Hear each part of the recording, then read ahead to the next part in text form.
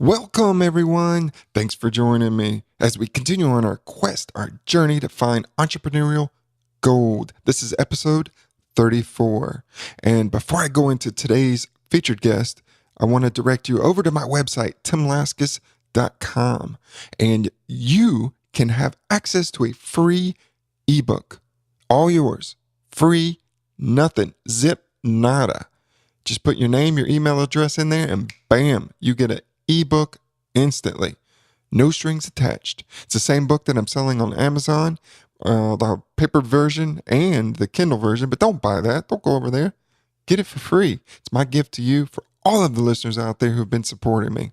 Go to timlaskis.com, get your free ebook of Finding Your Costa Rica. It's all the steps I took to turn my life around, to reach my goals. Still use those steps today to reach my goals. In fact, I used them to actually get this podcast off the ground. And speaking of podcasting, I've done all this, a 3-day-a-week podcast while working 50 hours a week on average.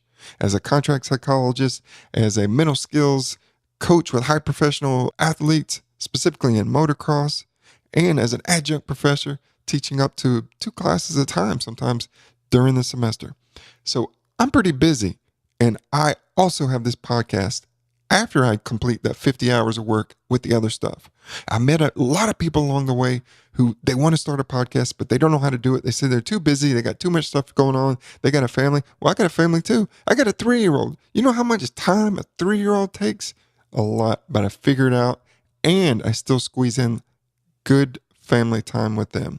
And so I can show you how to do the same. So go to timlaskis.com, go to the coaching page, and you can read all about it there. So anyway, let's get into today's guest, who is Tanner Gers. If you haven't heard of Tanner Gers, you're in for a surprise because he is a wonderful guy, fantastic guy. I call him my brother from another mother. He's amazing. I don't know how, there's not enough words to describe him because he's just fantastic. He does more without vision. Yes, he's blind, and he accomplishes more than almost anyone that I know that has full vision and nothing going on. He's a serial entrepreneur. He's an author. He's a speaker. He even has his own podcast. He's got multiple podcasts, and he's a professional athlete. Did I tell you that? He trains with the US national team in track and field. He also plays baseball, and he's into cycling. Not just messing around out in the backyard. No, he competes in all this stuff. He is amazing. He does a lot of stuff, and he also shares a story of him driving.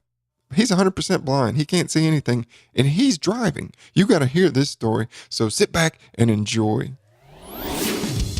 The Tim Laskis Show, in search of entrepreneurial gold.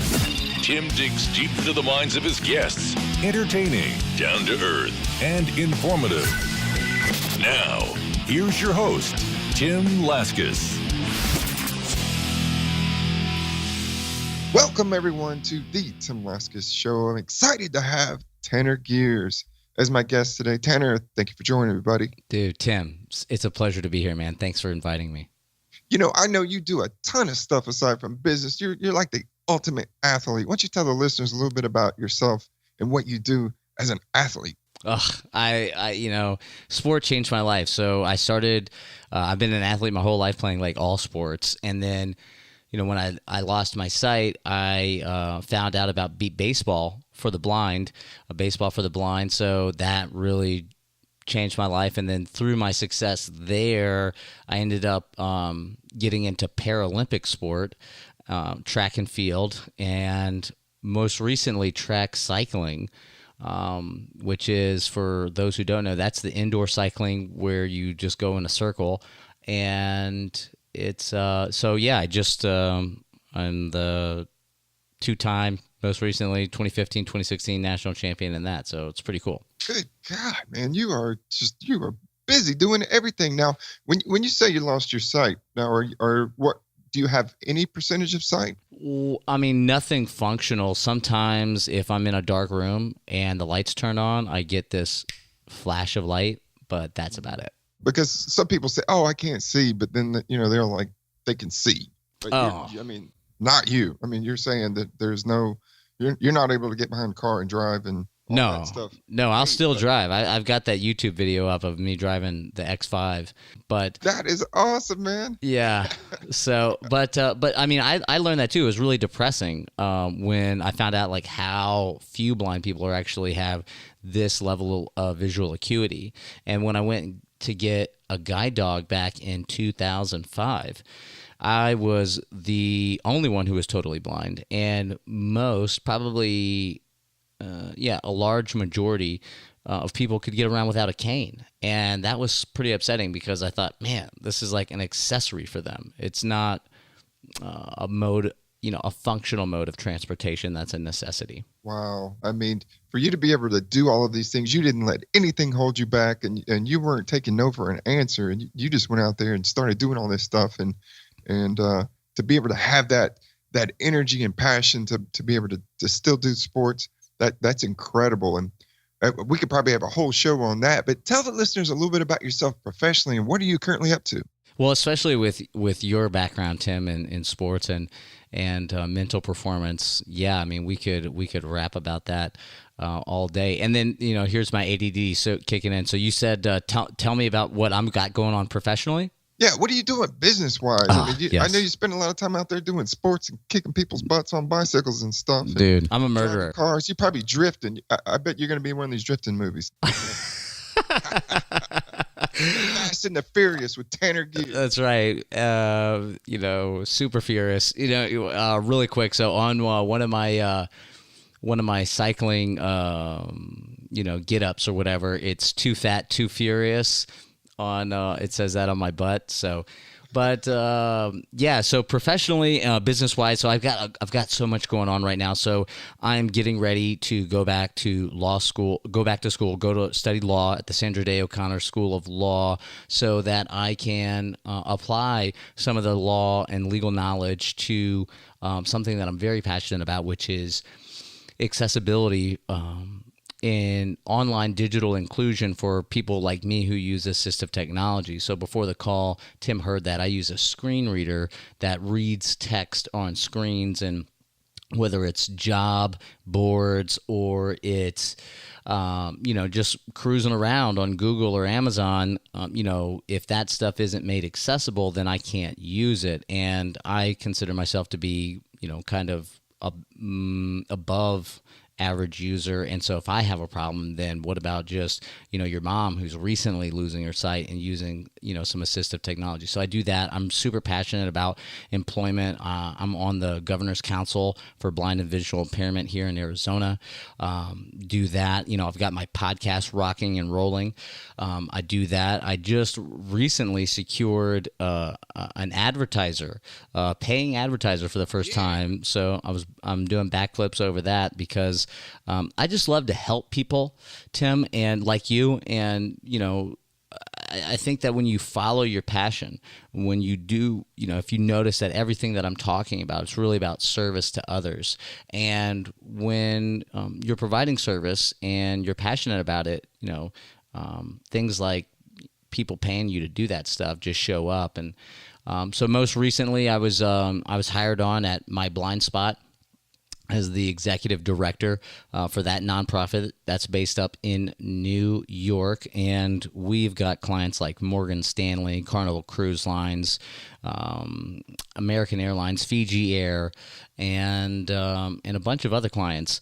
And we do exactly what I'm talking about with that digital inclusion. So just making sure that everything is accessible for everyone is what I'm really passionate about, and that goes from online to employment to just life in general. Wow, Tanner, you have overcome adversity and conquered so many obstacles that were in your way. I mean, you could have easily just sat on the couch and just collected disability and eaten Cheetos and just sitting there feeling sorry for yourself. And that's not what you did. You went out, figured out how to do stuff. And then now you're going to go out and take it further so that you can help other people. And that is an inspiration, to all of us. There's people out there with nothing wrong with them, with fully functional eyes and arms and ears, legs, and who sit there and feel sorry for themselves. And man, you are a true inspiration that anybody, regardless of the issue, if they put their mind to it like you, man, there's nothing that can get in your way of progress. Yeah, we've got a mutual friend. I believe you had him on your show, Josh Spodek, and Dr. Josh Spodek, and he broke it down really well recently on my podcast, and he said it's I'm not even going to list all the things because that would be a podcast in itself, but he has done everything, ladies and gentlemen, and he said the number one thing to do to accomplish things is just to do. You're probably going to suck at first. I know I did when I first lost my sight. You just got to keep going and just do. And before you know it, if you keep putting in the work, instead of just going through the motions, if you're intentional about your actions, you're going to do well eventually. And, that's not to say that I don't have bad days, because I do. And, you just, I think I should share something that my father told me.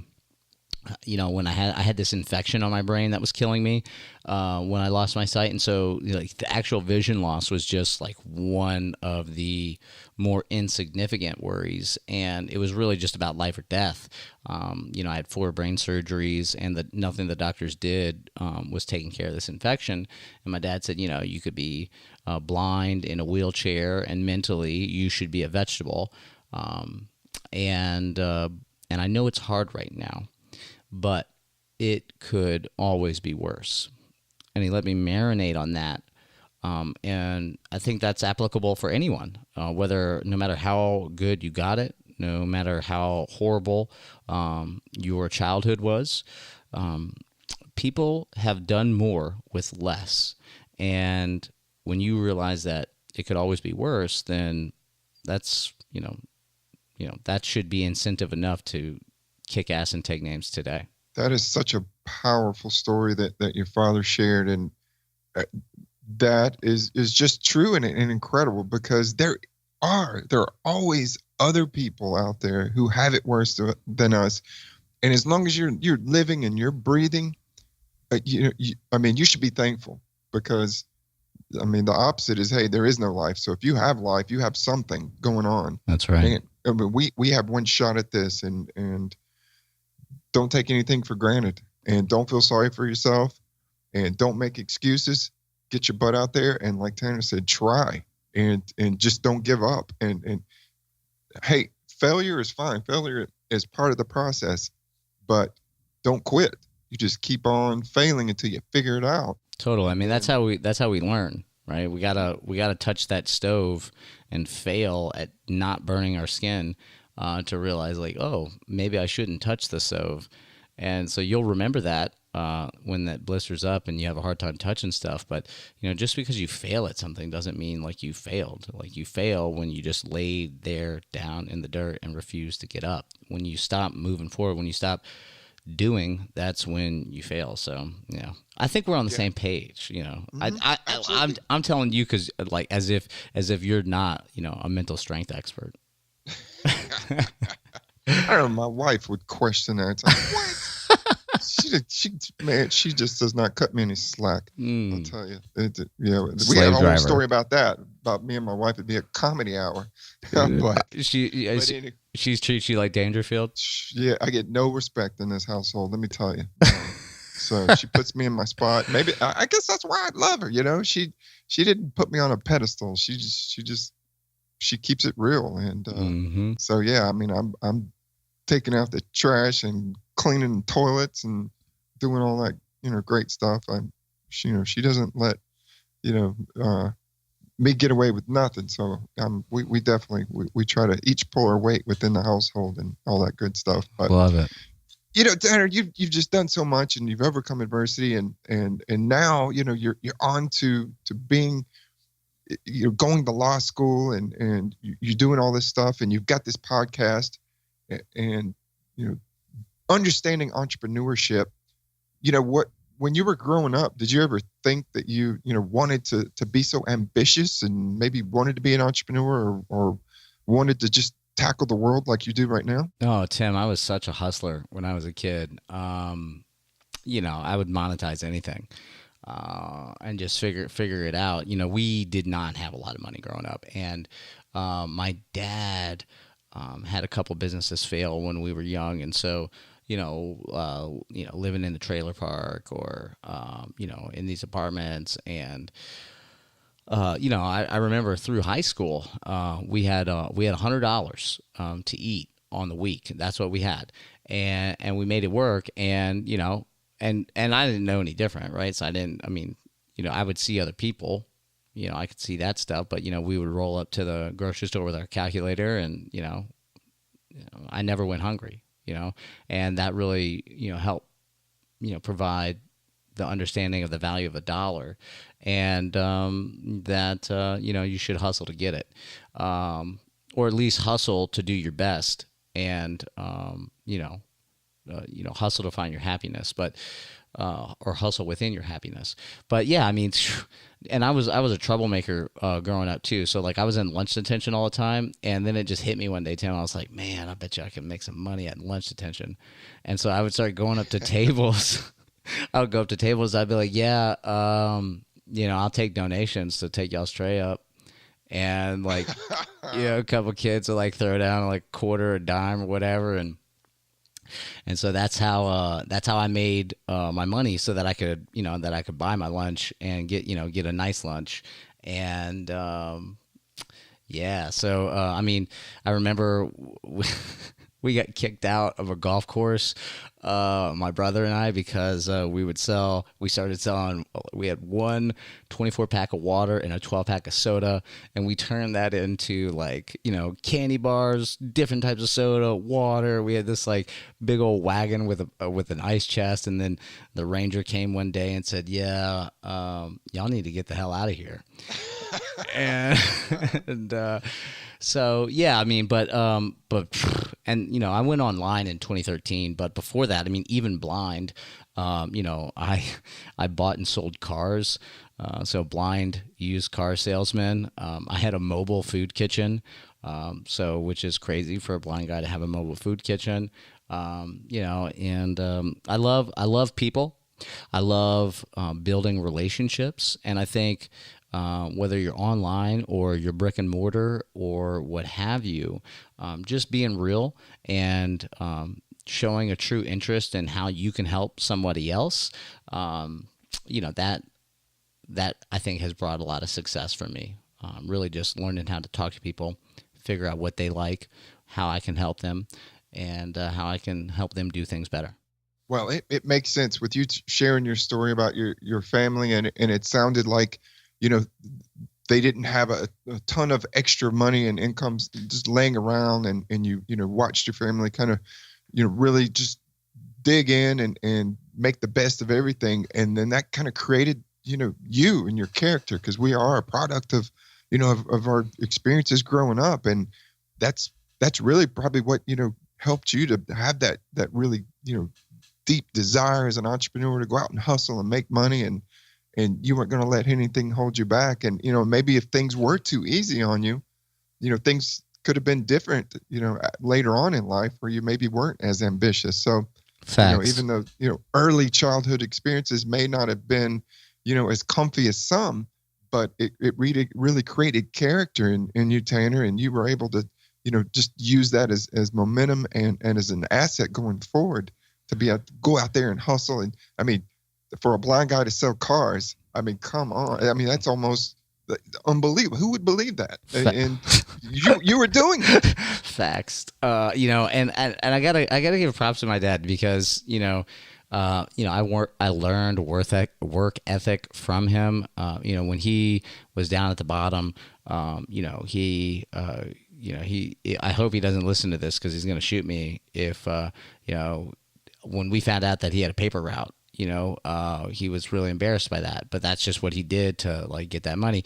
And then he did soil remediation, and he started at the bottom of the soil remediation business, which is fancy talk for burning dirt when like gas leaks or whatever in the dirt. And they send these big incinerators to these spots So he's always gone, right? He's going to like spot to spot, and he's like 12 hours on, 12 hours off, and he's on top of the incinerator with a digging bar, which is basically a steel rod with a point on one end, and they dump a bunch of dirt, and he's on top of that for 12 hours on top of an incinerator, just driving a digging bar down to push the dirt into the incinerator. And, and then when I was starting high school, I guess I was a junior or senior, and he started a landscaping business, and it was him, one truck, and two dudes, and then he built that up to over $1 million business. And people were like, "Oh man, Tanner, after high school, they were like, man, Tanner, you're so lucky. Like you had all this, this money." Growing up, and I was like, dude, that's work is what that is. People all, think of, they see success and they think that they just assume that it's an overnight success, and they don't know about the 12 hours on and off with the digging bar. They don't know about the $100 week groceries. They don't know what it was when it was bad. And I'll never forget, Tim, my dad hired me, to work in his landscaping business. I had, dropped out of college when I was sighted. And, I saw him on the job. This was still when the business was like, somewhat small. And I saw him on the job, and I was like, holy moly, like the man works. And I felt so weak. I felt like, I told my dad recently after I lost my sight, I said, he was coming down hard on me, and I was just learning how to live as a blind man. I was like learning like how to use the computer and, how to get around with a cane, with a white cane. And he was coming down hard on me. And I said, Dad, I appreciate you so much. You don't know, because if I'm half the man that you are, then I'll be twice the man of anyone else. And so I think, that was when we were just like, we broed up a little bit. Well, yeah. Tanner, it sounds like your dad is such a special person in your life and has had such an influence on you growing up and who you are today, and helping you, through the difficult times, after your accident and losing your sight. And I mean, it just sounds like a very powerful bond that you and your father have. I look up to him. And I'll tell you this, I'm sure there are listeners out there who also have had, experiences with their fathers growing up and having that bond. And there's something about a father-son bond that is, it's hard to describe. And not everyone's experience is the same, maybe very similar, but never the same. And it wasn't until my father had passed away in 2012 where I really started to understand how important my father was in my life. Yeah. And now that I have a son who's 3, and he just, after my father passed away, I thought, man, I just went into the dumps for a while, for a long time. And then it was about a year later that my son was born. And, it helped bring kind of, life back into my life and kind of give me, hope and something to look forward to, and, kind of looking into the future instead of looking, into the past. And so, now I really reflect on my relationship with my father and how I interact with my son. And, I make sure that I, want to be there for him and teach him. And I hope that, one day he can, say to me what you said to your father, because that's wonderful. Yeah, and I just if people are out there and they don't have a father, I know what that's like, because like I had hinted at that when my dad was doing the soil remediation, he was traveling all over. He was gone for 2 weeks, back for one. Gone for 2 weeks, back for one. And I wanted him to be in my life so bad. I wanted him to I was so young, I didn't realize that he was just doing what he had to do to put food on the table. And, sometimes that pulls people away from one another. It wasn't, and so I had this gap. And then when I saw him, work like shoulder to shoulder in his own business, that's when I knew, like, oh man. And then you hear the stories, like my mom tells me the stories, of the things that he did. And then so it's so interesting that, I wanted him to be in my life more. And, even though there was that absence, he did the best he could. And then, he was the one that said the right words to make me the man I am today. When we were I was sitting down at the kitchen table, and he told me, it could always be worse. And so, I mean, hey, you may not have a father in your life. You may not have a father figure. But just because you don't have a biological influence doesn't mean you can't find a logical influence. So, surround yourself with other like-minded people. Surround yourself with mentors if you don't have them. Because, even in my life today, there's people that I have that are influencing me that are not biological and who help guide me along the way. And I don't have all the answers. Probably never will, but I know that I surround myself with the people that I trust that I can bounce stuff off of. Yeah, and those are powerful words and great advice, and the research supports what you said, Tanner, as far as, if you're growing up and you don't necessarily have a father, but you have a father figure, whoever that might be. It could be an uncle or grandfather, it could be a friend of the family, a coach or someone, Mm-hmm. a mentor. Many times that they can have just as great of an impact, if not more, than a biological father. So yeah, you're absolutely right. Mm-hmm. That they don't need to be biological, but as long as you have someone in your life, and you could be 12, you could be 23, you could be 43, and you find that person who can help guide you. Because I think we're all kind of children inside. We may age, but we still have, and I know my child kind of mannerisms have come out since I had my kid, and I'll go into Toys R Us, and my wife is like getting on my case because I'm throwing balls at my son, taking stuff off the shelf and throwing the football down the aisle and wrecking stuff. She's like, who's the 3-year-old here? And so I'm like, man, I'm just getting in touch with my inner child. She's like, you better get control of that inner child. So, put him on a leash. Yeah, exactly. So we all have that in us. But Tanner, since you have been able to deal with such adversity, with losing your sight, and you've had many accomplishments since then, what would you say has been one of the most fulfilling moments in the last couple of years? I'm thinking of so many right now, Tim, and it gets back to, can I share two? Sure, go for it. All right, cool. So, I moved up here to Phoenix because there wasn't a lot of opportunities down in Tucson for somebody like me, right? There was school and all that other stuff, but, I just needed to be in a larger city. I grew up in the South, but I love the city. And, Phoenix has, one of the, I believe the largest and most prominent school for children that have a visual impairment or blindness. It's the Foundation for Blind Children.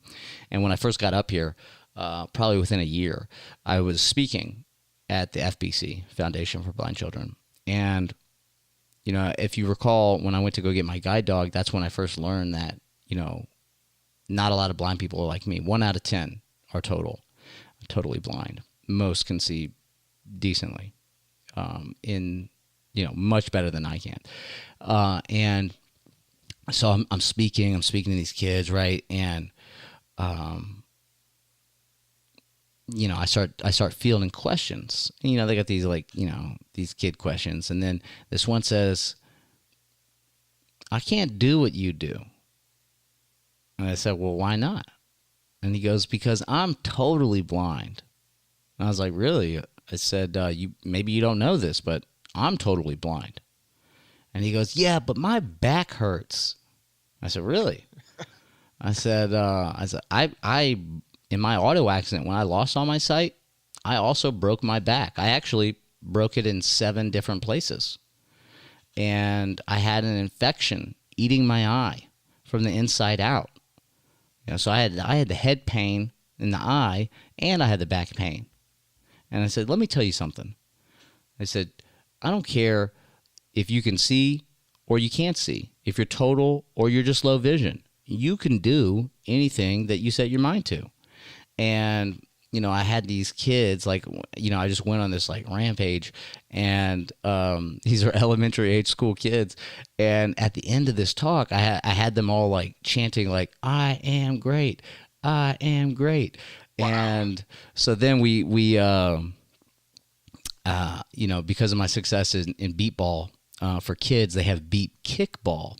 And so we got organized to play beep kickball. And that kid who said I'm total, I can't do it. He came up to me and he's like, hey, do you think I can go first? Do you think I can kick the ball first? And I was like, absolutely. So I know that was a pivotal moment for him that really changed his perspective on things, for him to step up and then just take ownership of his situation and say, I want to be first. And, so there was some self-development there. And then most recently, or more recently, he's there right now, Colorado Center for the Blind. It's a National Federation of the Blind sponsored center. It's a very high level center. It's one of the best in the country that teach blind people how to live with their blindness. It's an adult program, typically after high school, or after someone loses their vision in a rehabilitative circumstance. Now, rewind back when I lived in Tucson, I had a membership at LA Fitness. I'm still doing Phoenix, but down there I was doing a lot of the saunas, and I was in the sauna 3-4 days a week. And this other guy, this guy of Indian descent, of Asian Indian descent, would be in there. We'd be in there at the same time. We ended up developing this relationship, and he ended up inviting me to dinner. And I told my wife, I said, hey, we're gonna go to dinner with this guy that I met in the sauna. She goes, you are freaking crazy. I can't believe.